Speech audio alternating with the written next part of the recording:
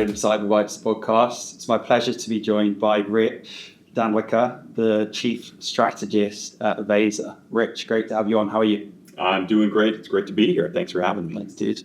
Busy week for you. It's like RSA is bananas, but I think the real benefit is that it's such a draw. Like, it really, everybody in security ends up coming in, and so you can really meet people face to face, and people you've been speaking to over Zoom, or you read their writings or things like that. It's really a great opportunity. Cool, yeah.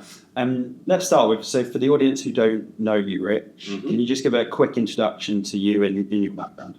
Yeah, so I'm at Veza right now, as you mentioned. Before that, I sort of came up in identity and security, so mostly on the product management side. Most recently, before Veza, I was at Okta, and I led the product management team there for about 4.5 years, and before that, did a few stints at places like Symantec and Vontu, doing data loss prevention, email security. That's sort of my background. Cool, awesome. And it sounds like you've had some very interesting conversations this week. Can you tell the audience a little bit more about some of those conversations that you're having?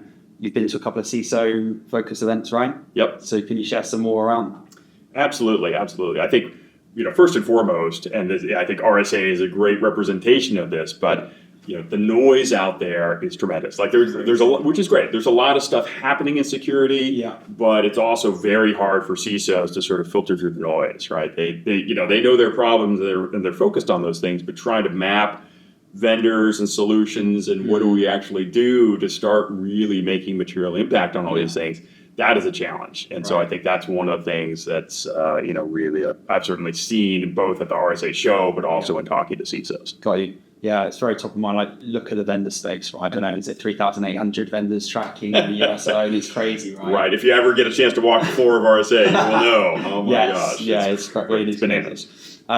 And then more focus around identity. So you've been in the identity space. Was Okta the first entry point to identity, or was it prior to that? Yeah, well, interestingly enough, like, even when I was in data loss prevention, I started to see how central identity was going to be, and that's actually one of the reasons I actually went to Okta. Was I kind of had that had that vision, had that connection, just in trying to struggle with other parts of security. Identity was really pretty clearly coming to the forefront. Yeah, a quick one here from Oliver, one of the co-founders of Asperon Search. Our CyberBytes podcast showcases the security ecosystem's most exciting companies, but we do much more. Our talent solutions give security vendors the competitive advantage by building high-performing go-to-market and technical teams globally. If you're looking for your next role or need to hire the best talent in this competitive market, then reach out to us directly via our info@email in the show notes. Let's get back to it. And let's talk a bit about identity, because it'd be great to share your experiences within the identity space. First of all, how have you seen the space evolve since you've been in it? Yeah, so at a high level, the way I kind of see the space is sort of three main traditional pillars of the types of solutions that exist in identity. Sure. One's around access management. You can think the Oktas, Azure ADs of the world, and that really tends to focus around sort of the authentication piece of getting a sign-on, single sign-on, multi-factor authentication, and sort of that piece of it. Yeah. Then you have privileged account management, PAM. Folks like CyberArk, Delinea, those are sort of the traditional players there. Sure. And then you have a third bucket around IGA, Identity Governance and Administration. Folks like SailPoint are traditional players there. And those are the big markets in identity. But roughly speaking, companies are trying to manage these things, manage identities, really keep track of everything and everyone who exists out there. Sure. But it's also not just humans; it's also non-human identities, service accounts, that type of stuff, and then mapping it all the way through really to resources, things like data, and figuring out how these things all interact and weave together. That's sort of that's the identity challenge for an organization, and it is massive. It's it's crazy. And you touched on a couple there, but challenges that businesses are facing when it comes to identity. Touched on what are they seeing? Is the main one the whole data piece and the severity, I guess, of that? Yeah. Part of it is just the sheer scale of it, but also in the move to the cloud, some of these things, the old way of doing things just doesn't really work anymore. And I think you're seeing that not only just in terms of that explosion of complexity as these companies go to new cloud systems and cloud native systems, like Snowflake is a great example. It's like everybody's adopting it and it's really taking fire, but it's hard to manage some of these things. And when you also overlay the old tools, because all these tools, the leaders in these, then in access management and in PAM and IGA, Okta is probably the newest one of those, and they're a 15-year-old company. And so it's just there hasn't been a tremendous amount of innovation in the identity space, and really that's taken hold. There have been bits and pieces here, but it's kind of stale from the tool side. Yeah, it's interesting. And what was your motivations? Good time at Okta, right? Joining Veza. What was the motivations behind going there? Yeah, that's a great question, because I really did see that, and I think Okta did some great stuff around authentication, and really, making sure that you were able to control access, implement single sign-on, drive MFA through the organization. And that, that's absolutely a critical piece. But when you look at that from an identity perspective and sort of the technology process perspective, you solve the authentication problem. Authorization is right next door. So, most people don't, the authorization is a bit of a vague term, but it's really figuring out who has access to what. Once you're in the system, you've authenticated, but now what can you do in the system? If I go into, a travel site and I'm making a plane reservation, I get access to my credit card if I've stored it, but I don't get access to your credit card, right? And so that's really the underpinnings of that are the authorization system, and trying to manage that and make sense of that is just, it's the natural next thing. So for me, coming from Okta, coming to a company like Veza, where we're really trying to solve and tackle that problem, was a very natural progression, and it's just something I saw the market, and anyone who's sort of thinking about this, it's going to be the natural next step. Yeah, it's very interesting. And let's talk Veza then for a minute. Very interesting. Sounds like Series C was the last raise, right? Good chunk of funding there. Tell us specifically about what you guys do. You touched on it there, but I mean, we'll start with that, and I've got a few questions that I'd love to dive into more detail with. So what are you guys doing? So fundamentally, the guiding question for the company that we're trying to answer for our customers, for organizations, is who can, has, and should get access to what resources, right? And so when you think about that, it really is at its heart, from a security perspective, when we think about ourselves as identity security, it's really about getting to the reality of least privilege, right? And the principle of least privilege, you talk to any security person, they'll kind of get what that is. The idea is everybody should have access to exactly what they need to do their job, but nothing more. And it's very easy to say, and it's a sensible concept, but then, well, how do you actually build operational processes inside an organization to make that happen? Oh my gosh, that's a real bear. And so that's a real common thread, is that everybody agrees that's the right end goal, but getting there is just a challenge, and they don't have the right tool set for it. Yeah, that's interesting. And what role are you playing within Veza? So I'm chief strategist, and so of course, you say, what the heck does that mean? Because it could mean anything. And I usually end up doing a little bit of sort of like outbound, like this type of thing, evangelism, or, I keep a tight eye on the market, or talking to the Gartners and the analysts of the world, but also ranging through to, sometimes I deal with pricing, but I also do some stuff on the product management side and actually help understand the problems that our customers have and the market has more broadly, and actually working with the engineering team to help build those things.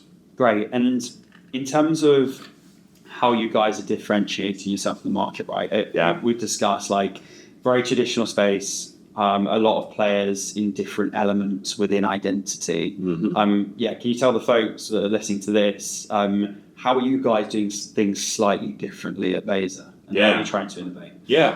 So I think one of the big differentiators is sort of how we built the platform that we're bringing to market. And we started with a data model, and we call it the access graph. And fundamentally what that is we're pulling in metadata from lots of different sources, from identity systems like Okta. We're going into systems that manage these big complex cloud platforms like AWS IAM. We're pulling in that information. There's some other organizations that do that too. I think one of the big differentiators is we don't stop there. We also go in deep into the services and pull out things from, in the case of AWS, it might be S3 or Redshift. And the power of that is that we get a much more complete graph. We get the resources that exist in those systems, but we also get things like local users. We get ACL level permissions. Okay. There are all these, and that's one of the big challenges here in this space of getting to least privilege is there's so many different routes to get there. Right. And sometimes there are these edge cases. Those are the ones that attackers go after. Those are the ones that they understand. And oftentimes when they're local users and ACL level permissions, they're very highly privileged. Often it's, like full system admin kind of thing. Yeah. And those are it's those weak spots, as we all know. Those are the ones the attackers are very good at finding and exploiting. Yeah. And I think that's one of the big powerful things about how we built this data model is that comprehensiveness. It's also that we're going after not just human identities, but non-human identities. We're decomposing things like nested roles and groups. And we're really able to do it across a full range of different types of targets. We're doing structured data systems, unstructured data systems like SharePoint, data lakes like Snowflake, SaaS applications, custom applications that an organization has built on-prem. And this is one of the things that's often missing. And we have a couple of customers that are fully on-prem and have zero cloud. And Veza is still a really powerful tool for them, and they get the full value of the product. Okay. And so when we start talking to larger organizations that have, some cloud but some on-prem, that's where 90% of the organizations sit. Yeah. That's a really powerful addition. Is that we're not just saying, well, assume there's a perfect API. Yeah. Like that's often not the case. Right. Yeah. And it's it comes out as that data piece, right? It's so key because there's different bits of data that might not be true, for example. So you need to collect as much information as possible. Then you can probably give an accurate representation of what that actually looks like.